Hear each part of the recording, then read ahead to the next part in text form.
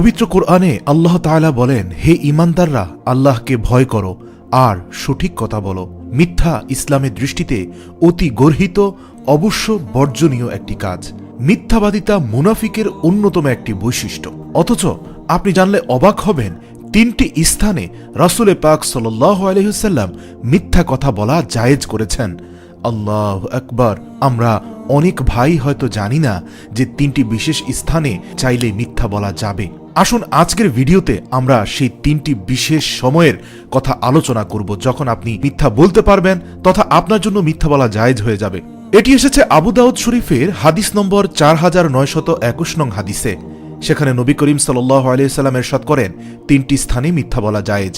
1, স্বামী তার স্ত্রীকে খুশি করার জন্য মিথ্যা বলা জায়েজ। আল্লাহু আকবার।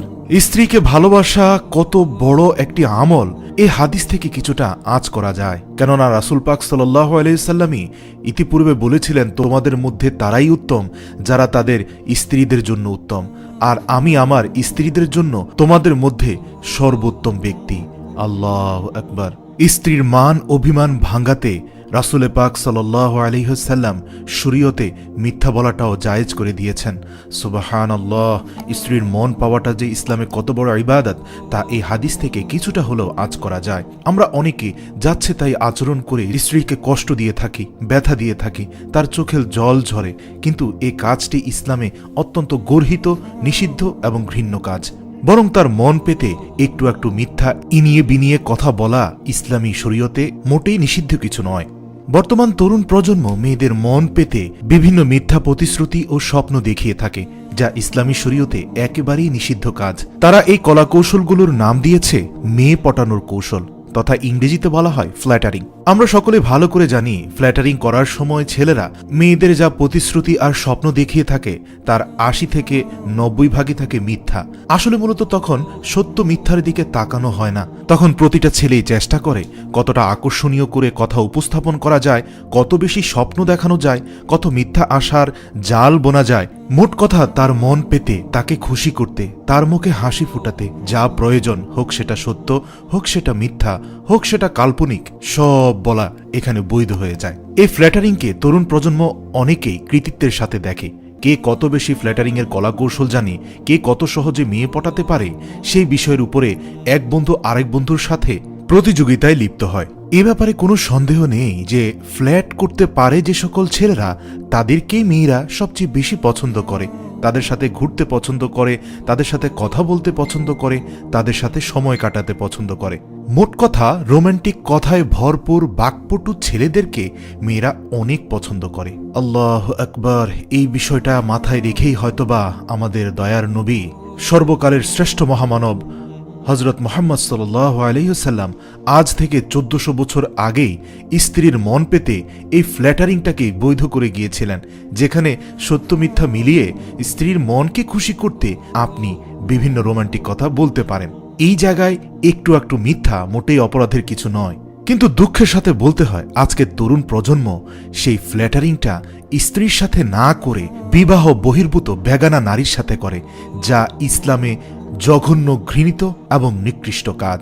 এর ফলে মানসিকভাবে, শারীরিকভাবে, সামাজিকভাবে লাঞ্ছিত, অপমানিত হয় বর্তমান তরুণ প্রজন্ম।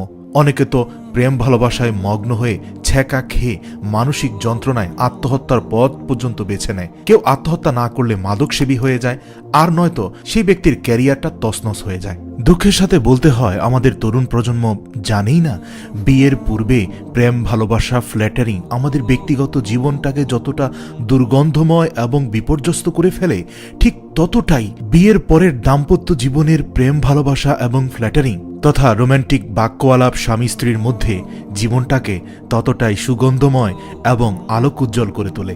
বিয়ের পূর্বে এক বা একাধিক নারীর সাথে এরকম প্রেম ভালোবাসার সম্পর্ক গড়ে তুলে শ্রান্ত, পরিশ্রান্ত, বিপর্যস্ত মন নিয়ে এক পর্যায়ে হয় মাদক ধরে, আর নয়তো মেয়েদের প্রতি প্রবল ঘৃণা নিয়ে আজীবন বিয়ে শাদী থেকে দূরে থেকে যায়।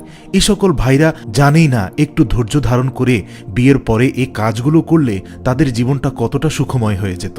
আল্লাহ রাব্বুল আলামিন আমাদের যুবক ভাইদেরকে সিরাতাল মুস্তাকিমের পথ দান করুক, আমিন। যাই হোক, আমরা বুঝতে পারলাম যে স্ত্রীর মন পেতে, ভালোবাসাকে মজবুত করতে, অথবা সে অভিমান করলে তার অভিমান ভাঙাতে, সংসারে সুখ শান্তি আনতে একটু ইনিয়ে বিনিয়ে মিথ্যা বলা জায়েজ আছে। এবারে যাওয়া যাক দ্বিতীয় প্রসঙ্গে, যুদ্ধের ময়দানে মিথ্যা বলা জায়েজ। এর ব্যাখ্যায় ওলামায়ে কেরাম বলেন, আপনি যুদ্ধের ময়দানে গ্রেপ্তার হলেন, তখন আপনাকে জিজ্ঞাসা করল তোমরা কতজন সৈন্য, তখন আপনি সেখানে যুদ্ধ কৌশল হিসাবে সংখ্যা বেশি বলতে পারেন। যেমন নবী করিম সাল্লাল্লাহু আলাইহি সাল্লাম ঘোষণা দিতেন, আগামীকাল সকালে ফজরের নামাজ আদায় করে সৈন্যদের নিয়ে পূর্ব দিকে রওয়ানা দিব, কিন্তু দেখা যেত তিনি ফজরের নামাজ শেষ করে পুরো উল্টো পশ্চিম দিকে রওনা দিয়েছেন। এখানে অনেকেই বুঝতো না রাসূল পাক সাল্লাল্লাহু আলাইহি ওয়াসাল্লাম এই কাজটি অত্যন্ত কৌশলের সাথে করতেন, কারণ রাতে নামাজে মুনাফিকরা থাকত, তারা শত্রুদের সে খবর দিয়ে দিত যে আগামীকালকে রাসূল পাক সাল্লাল্লাহু আলাইহি ওয়াসাল্লাম যুদ্ধ রণসম্ভার নিয়ে কোন দিকে যাচ্ছেন। এখন রাসূল সাল্লাল্লাহু আলাইহি ওয়াসাল্লাম তাদেরকে ডিস্ট্রাক্ট করতে পূর্বের কথা বলেছেন, যদিও রাসূল পাক সাল্লাল্লাহু আলাইহি ওয়াসাল্লাম জানেন যে তিনি আগামীকালকে মূলত পশ্চিম দিকে রওনা দিবেন। সুতরাং এই যুদ্ধ কৌশলে জয়লাভের জন্য মিথ্যা বলা জায়েজ রয়েছে। এছাড়াও মক্কা মোনাওয়ারাতে ইসলামের প্রাথমিক যুগে যখন কাফির মুশরিকরা রাসূল পাক সাল্লাল্লাহু আলাইহি ওয়াসাল্লামের উপরে অত্যন্ত ক্ষিপ্ত ও প্রতিহিংসা পরায়ণ ছিল, তখনকার সময় এক ব্যক্তি রাসূল পাক সাল্লাল্লাহু আলাইহি ওয়াসাল্লামকে হত্যা করার জন্য এদিক সেদিক খোঁজাখুঁজি শুরু করল। অতঃপর সে রাসূল পাক সাল্লাল্লাহু আলাইহি ওয়াসাল্লামের সামনে এসে প্রশ্ন করল, হে অমুক, আপনি জানেন মোহাম্মদ কোন দিক দিয়ে গিয়েছে, অথবা আপনি কি তাকে দেখেছেন? তখন রাসূল পাক সাল্লাল্লাহু আলাইহি ওয়াসাল্লাম তার দিকে তাকিয়ে বুঝতে পারলেন যে সে ব্যক্তি নিশ্চিত মোহাম্মদ সাল্লাল্লাহু আলাইহি ওয়াসাল্লামকে চিনেন না। যদি চিনতেন তাহলে তো অবশ্যই তাকে দেখেই চিনে ফেলতেন। তখন রাসূল পাক সাল্লাল্লাহু আলাইহি ওয়াসাল্লাম তার নিজের জায়গা থেকে এক হাত সরে গিয়ে পূর্বের জায়গাটি দেখিয়ে বললেন যে হ্যাঁ, সে তো কিছুক্ষণ আগে এখানেই ছিল। আল্লাহু আকবার! এখানে অবশ্য রাসূল পাক সাল্লাল্লাহু আলাইহি ওয়াসাল্লাম মিথ্যার আশ্রয় নেননি, সত্যই বলেছেন, তবে কৌশলী ছিলেন। সুতরাং যুদ্ধের ময়দানে কৌশলী হতে হবে। কিছু কিছু ক্ষেত্রে কৌশল না টিকলে মিথ্যা বলাও জায়েজ রয়েছে। তৃতীয় নম্বরে রয়েছে দুইজন লোকের মাঝে সন্ধি করতে, ঝগড়া মিটাতে মিথ্যা বলা জায়েজ রয়েছে। যেমন আপনার দুই প্রতিবেশী ঝগড়া করে একে অপরের মুখ পর্যন্ত দেখে না, অথবা আপনি বড় ভাই, আপনার ছোট দুটি ভাই ঝগড়াঝাটিতে লিপ্ত হয়ে একজন আরেকজনের সাথে দেখা সাক্ষাৎ কথাবার্তা বন্ধ করে দিয়েছে এবং তাদের এই বিচ্ছিন্নতা পরিবারে অশান্তি সৃষ্টির কারণ হয়ে দাঁড়িয়েছে। তখন আপনি এদের উভয়ের মধ্যে ভালোবাসার সম্পর্ক তৈরি করতে একজনকে গিয়ে বললেন যে তুমি ওর সাথে কথা বলছো না, অথচ দেখলাম সে তোমার প্রশংসা করছে, সে চোখের পানি ফেলে বলছে হায় আমি তাকে কত ভালোবাসি, অথচ এই তুচ্ছ বিষয়কে কেন্দ্র করে সে আমার সাথে এমন আচরণ করলো। আজ দুদিন তার কথা আমার অন্তরে আসতেই চোখ দিয়ে অশ্রু ঝরে। এটা নিশ্চিত যে আপনি যা বলেছেন তা ডাহা মিথ্যা কথা, কিন্তু উদ্দেশ্যটা সৎ। নিঃসন্দেহে আপনি আপনার ভাইয়ের ব্যাপারে যদি এমন একটি বক্তব্য অপর ভাইয়ের কাছে বর্ণনা করেন যার সাথে তার ঝগড়াঝাটি চলছে, নিঃসন্দেহে তার মধ্যে অপর ভাইয়ের ব্যাপারে ভালোবাসা জাগ্রত হওয়াটা খুবই স্বাভাবিক।